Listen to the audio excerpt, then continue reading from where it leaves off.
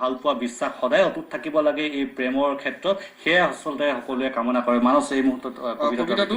নামটো হৈছে কাৰ বাবে এই নিদ্ৰাহীনতাৰ বেকুৰা গান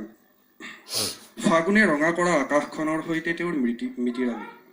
মই পিছে উত্তাপহীন আৰু যথৰ এটা মৃতদেহৰ দৰে তেওঁক এটা সুন্দৰ ফুলৰ দৰেই দেখোঁ মই পিছে পখিলাটোৰ দৰে মৌ চুহিব নাজানো তেওঁৰ চকু দুটা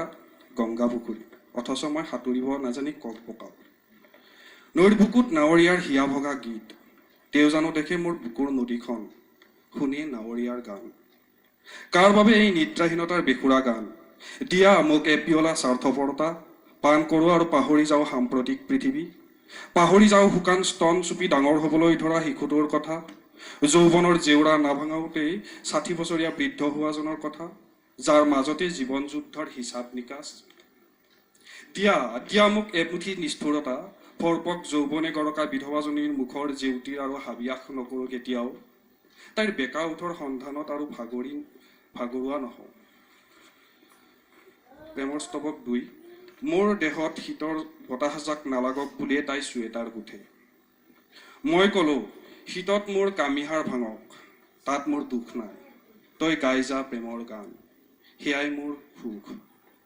শীতত তোৰ গান শীতত মোৰ গান আমাৰ চুৱেটাৰ